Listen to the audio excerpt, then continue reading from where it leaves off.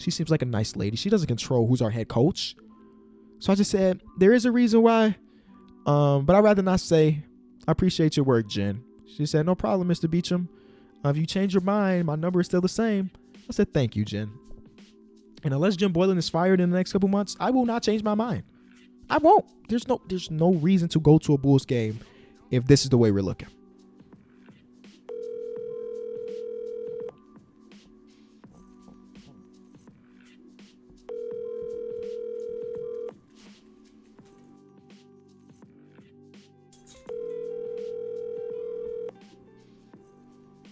Your call has been forwarded to an automatic voice message system. And we back. You know what's going on. This is different for the main channel, but I don't care. I don't care. Today, it needs to be done. So much happiness right now. As y'all know, I might be the biggest Bulls fan on the platform. I really don't know. I'm one of the biggest Bulls fans on the platform. Look at that.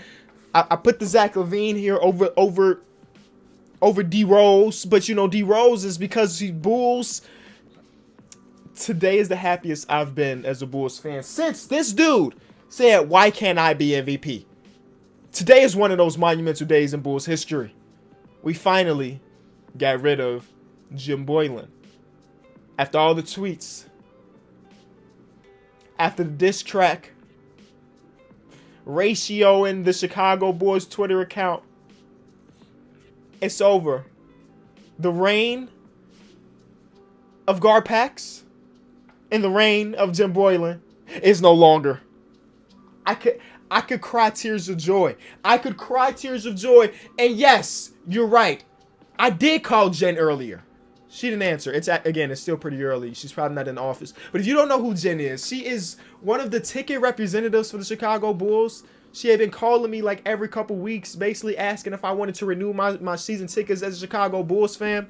Jen, here's my answer now. Yes, I'm back. I'm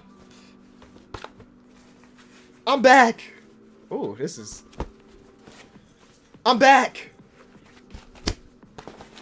Again, again. And again. And again. I'm back. Same tickets. Same seats, Jen. I want them. Put me down. Kenny Beecham coming back for another season ticket. So happy. This is the best day, man. The way it worked, it happened early for me. Y'all know I'm a guy that stays up very, very late, right? So 8 o'clock in the morning and my phone is ringing off the hook. Twitter notice, boom, boom, boom, boom, boom. Instagram, boom, boom, boom, boom, boom. Family members, everybody is hitting my phone. And it's 8 o'clock in the morning. Me and my girlfriend laying in bed. We look at each other like, what's going on? And then there's the tweet.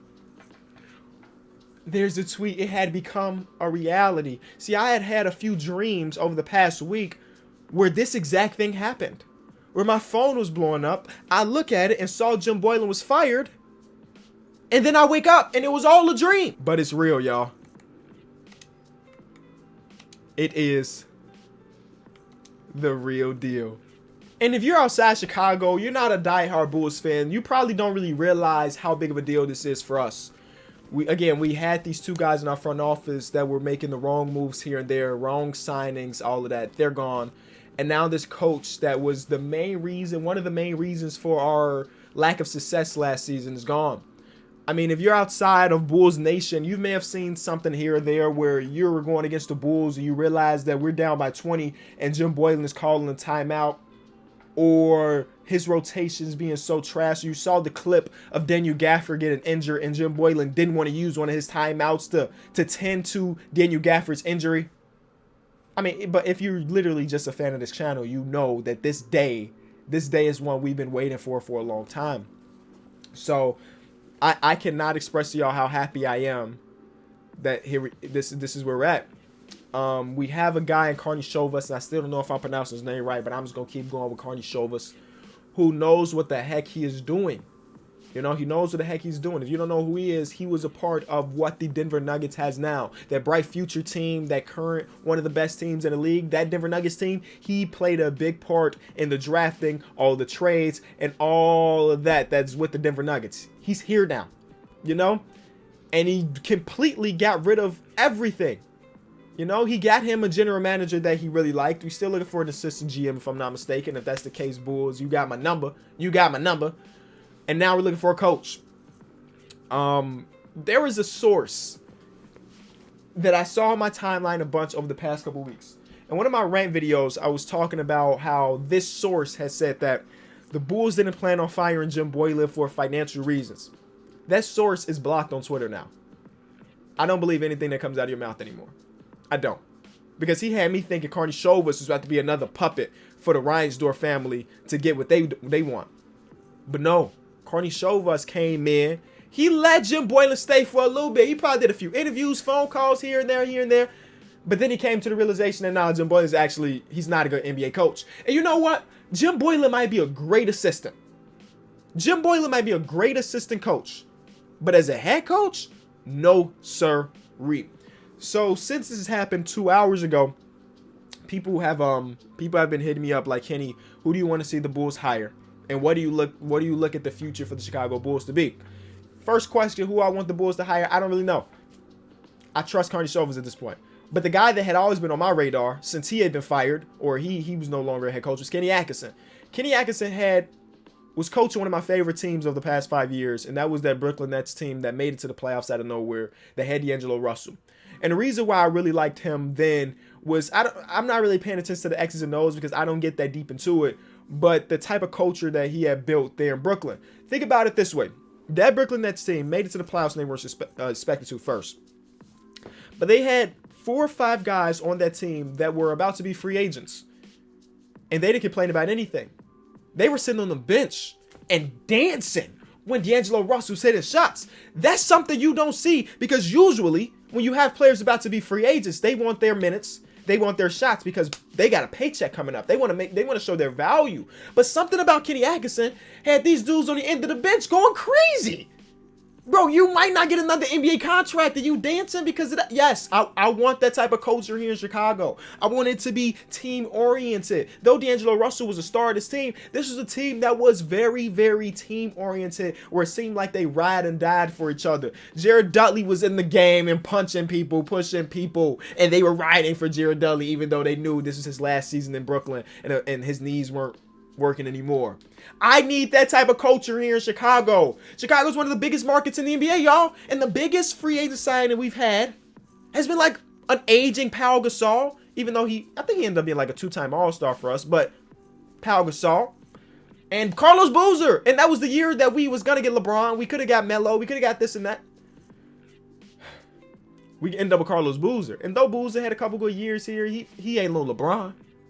You know what I'm saying? That type of thing. So Chicago's never been a place to get a big name free agent.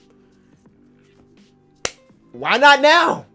Why can't, going back to this dude, why can't we sign a big name free agent? Now, I'm not going to be a guy that's going to Photoshop Anthony Davis here in Chicago or Giannis here in Chicago, but I think it can be relatively realistic. We sign a head coach that is a player's coach that people want to play for. We have a front office at this point that know what the heck they're doing, at least into this, you know what I'm saying? Though the owner still may not be amazing, everything else under that has been pretty solid. So why can't we get some names?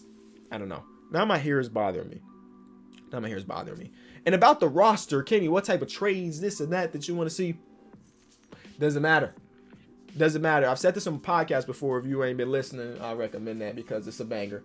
That I personally don't get it too attached to players to an extent that if we traded this player away, I'm not going to be like, oh, what are you doing? Oh, we should have kept. I'm more attached to the organization's success more than anything. So if Carney Shovas decides that, okay, this player that the fans love may not be suited for our future success, then I'm okay with trading him away. I'm not going to super react to a trade. I love Zach LaVine. You see him right here. I got the signature on his jersey. Yeah, can you see that? Yes, you can, kind of. I got the signature on his jersey. But if he gets traded away, I can still be a fan of Zach LaVine if he's in some other city, and so on and so forth. So I just want my team to be good again, man. And because we fired Jim Boylen, I'm not saying that we're gonna be a championship contender next year. No, we still a ways away from that. I just want us to be in contention for a playoff spot. This season was the biggest catfish season I've ever experienced as a Bulls fan. Ever. I thought this is the year that we were going to be competitive for a playoff spot. And then the season started, and I was like, you know what? Jim Boylen don't know what the heck he doing. Our training staff is ridiculously bad. I think we had one trainer. One. I remember when Carney Chauvas and Everest came into it, they were like, I don't know how we have an entire organization, one of the biggest markets, one of the biggest teams in the history of basketball, and we have one trainer for 15 players. Does that sound right to y'all? So we dealing with hella injuries because we got one dude trying to wrap up knees, trying to wrap up ankles, all of that. This team is about to be ran differently now. And I'm here for it. I'm about to get my Benny the Bull bobbleheads. All of this is going back up. And I can't explain to y'all how great of a day this has been so far. We just have so many pieces on our roster that could be a lot better, that have shown signs that they could be a lot better. Zach LaVine's had a career year. Shout out to Zach LaVine, right? Lauri Markkanen last year was so much better than Lauri Markkanen this year. And I am accrediting that to, again, he had like a rib type thing or like a torso injury that was hurting him. But also Jim Boylen told him, hey, if you want to shoot the ball, go dive down there and get a bunch of rebounds. And the sentiment itself don't sound terrible, but you cut this man's touches in half? In half? So I believe Lauri Markkanen is going to have a great season next year.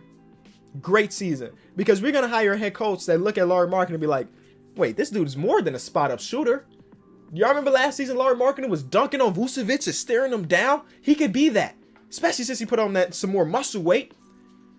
Wendell Carter put in this Instagram story 3 days ago. He's about to come into this season as a different Wendell. I'm excited. Kobe White is swole now.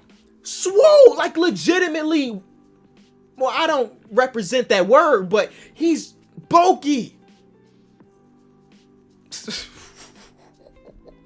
I'm telling you, as soon as Jen gets back in, I left a message for Jen. As soon as she gets back in the office, she's gonna call the phone. Hello, Mr. Beecham. I'm excited to hear you want back. Let's negotiate. And best believe, opening night, I'm there. If there is an opening night, we still don't know what the heck going on. So I'm really wondering how the heck they gonna sell me tickets and they don't even know what the season's gonna be like next year. I mean, if anything, they'll just refund me my money if we do it differently. But I'm just so excited, bro. Yeah, I'm just so excited that we're gonna get to the point where the Bulls are gonna be a respectable franchise again. The Bulls are gonna be a respectable franchise again. I'm watching the bubble and I see the Suns go 8-0. Shout out to the Suns. I hate that y'all not in the playoffs right now. I see them go 8-0 and I'm looking at it like, why can't we be in the similar realm as them? You know, we have a very young team. We don't have a Devin Booker. We got somebody on a lesser tier, but somebody in a similar mold of Devin Booker. We don't really have the DeAndre Ayton around here, but we have the necessary pieces to be decent, to be good. And it just ain't been put together. I'm hoping that next season we stay healthy. That's a big thing. Stay healthy. Otto Porter, please play more than 20 games. But other than that, bro, it's time. Bulls Nation. It's time. The day we signed Carney Chauvas is the day the Bulls franchise took a turn for the better. Chicago Bulls, if you are watching, you are listening, you can still hit a brother up if y'all got any job openings. Shoot, I'll tape ankles. I'll do whatever you need. Ball boy, I'm 24. I'm going on 24, but I can be a ball boy. I don't look 24. I can pass as a 17-year-old. I can be a ball boy. The dudes that be throwing the shirts in the crowd, I got a cannon on me. People don't know. Shortstop. D1 offers. Cannon on me. Okay, not D1 offers. Cannon on me. I could throw it to the 300s easily. Whatever y'all need, hit me up. I'm back. I'm back, baby. We're back. And that's it. Again, I didn't expect to make this video, but I did. Hopefully you enjoyed it. I'm out.